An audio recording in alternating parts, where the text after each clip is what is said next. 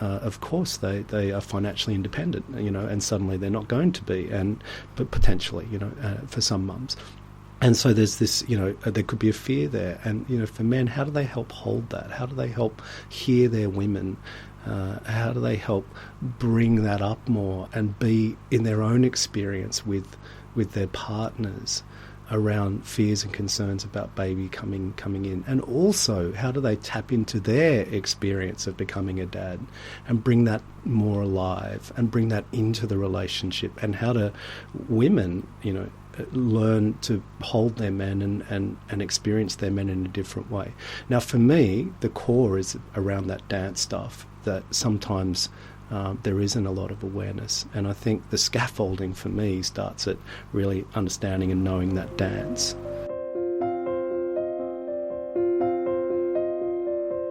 You're tuned to the Pregnancy, Birth and Beyond show, and we're talking about the type of childbirth preparation that is so often overlooked, and that is building scaffolding for your relationship. Baby-proofing your relationship is maybe another way of describing it. Finding the tools that you need to prepare your relationship for becoming us, that is, moving from 2 to 3 or 3 to 4. Tondi and Sean, we were talking about expectations and challenges, but there are also some particular vulnerabilities and challenges that non-heterosexual couples who are expecting a baby might want to look at, and that the wider society needs to be aware of and to provide special support for. Absolutely, Sally. I think, this theme of vulnerability, for both heterosexual and same-sex couples is a really big one and is so pivotal. And a lot of that comes down to, each individual's relationship to their vulnerability and how they communicate about that and support each other with that vulnerability in the relationship. And vulnerability is a key theme, because I think that those early weeks, months of parenthood is extremely vulnerable on every level. Not just navigating the huge physical changes, but also on a biological level. Hormones are running high. Sleep deprivation is huge. There are all these factors that just heighten vulnerability. And I think we all know that if vulnerability is handled well, it becomes a wonderful recipe for closeness. But if vulnerability is handled badly or poorly, it's a recipe for division and conflict, So I think that's really key. How do you handle vulnerability, and preparing the relationship to handle that really well? And communication is key around that. I really talk with couples around giving tools and strategies around to handle the difficult feelings, handle the difficult emotions, confidently and cleanly. I think, when we can communicate cleanly from the rawness of our feelings rather than from the froth of bubble of reactivity, it can be a radical game changer for communication, So, for example, if you're there as a tired breastfeeding mother and you're there all set up for breastfeeding and you found you've forgotten that glass of water that you need or that snack, and then you recognize that and then you can ask for that cleanly, like, hey, hon, can you grab me a glass of water? That's that kind of core, simple assertiveness goes a long way. Whereas what can happen, little things like that can turn into, you never get me a glass of water. You should know I need a glass of water. These assumptions we make about what the other should be tuning into. The importance of the self-relationship to your own vulnerability, having a good relationship with that, and then being able to, from that good self-relationship, be able to communicate cleanly, vulnerably, humbly to your partner about your vulnerability. I think that's a radical game changer for relationship, and there's specific tools and strategies to support that. I think same-sex couples have a whole other gamut of vulnerability to deal with that is important for them to navigate. One of them might be, as a couple, they could be navigating prejudice in the community. There are some areas where I know of couples getting hissed at in shopping centres who are an obvious same-sex couples. So they're going to have to deal with that. How's their relationship going to cope with that? Sometimes there's complexity around the non-birth mother and her entitlement to motherhood. Sometimes she can face awkward questions from people, are you the mother? And both from the medical field and outside of that. So there's a whole gamut of special vulnerabilities there that I think is a huge conversation in and of itself. I'd actually like to, in the last part of our show, bring in the dad perspective. The fundamental thing that I see for dads, and was absolutely my journey as well in becoming a dad, is stepping up.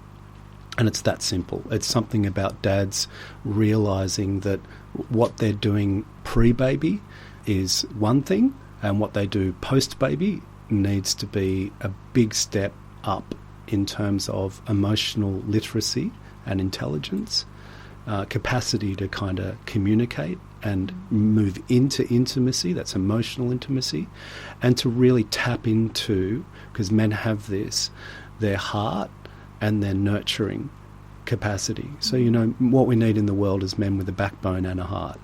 We need both. And so that's the main thing, I think, for men. And a segue for that, if we funnel that down in terms of communication, is how men lean into building one night a week for 30 minutes. So we don't need to go top shelf, which might be the date night or the weekend away, which is where couples sometimes go when they're not feeling that their relationship's being nurtured enough. It's like, we need a weekend away, or we need the night out. What I'd want to suggest to couples is that they have one night a week for 30 minutes, and they build a very strong, safe intention around that time together. And that time together is very much perhaps focused around the challenges and the celebrations of becoming parents, and includes the things that we've been touching on today, which might be fears or concerns or expectations or roles. And certainly in an intentional space where both partners are, where men are stepping up and are providing an intimate, emotional, connected space, my hope would be from there that couples are really able to start engaging in the conversations that we've been talking about. I'd love to just hear a little bit about men and intimacy and expectations there after birth, and conversations you have with dads. Really important question. And look, it's quite simple, although of course relationally it's more complex. And that is when there's a culture around at the moment. I've heard this term 6 weeks. 6 weeks after the birth, if mum has a normal, whatever normal birth is, then that could be a time when perhaps a sexual relationship could resume. And I think it's absolutely crazy that we have a time frame around it, because of course what it depends on is the woman. What it depends on is her. And this is this stepping up thing. Men need to understand that intimacy is about emotional connection. It's about heart. It's about rhythm. It's about moving with their women and being attuned to them and their baby, and recognising that is what is significant and important in relationship. Sex is just a little, nice, lovely thing on top, and we all love it. But when baby comes along, it's absolutely so important for men to recognise that their role, and the most significant role they can have, not just for their women but for their babies as well, is to how they really come into holding and nurturing and supporting their women to be great mums. Now, that will help them be great dads, and it will help them be great partners, and that will help a sex life that is perhaps more dynamic and passionate when there's a chance and an opportunity to return to that.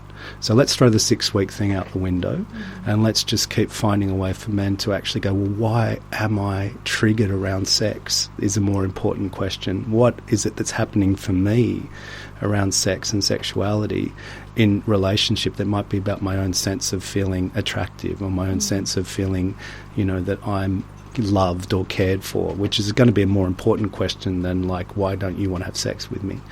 And how can men just keep upskilling and stepping up to find a way to be engaged with their partners from a nurturing, caring perspective that's real intimacy. We hope you've enjoyed this week's Pregnancy, Birth and Beyond show. Tune in next week for more radical and soulful radio, bringing us full circle. Our radio show now has a Facebook page. Take a peek, say hello, become a fan and stay up to date with the show. Go to facebook.com/Pregnancy, Birth and Beyond Radio.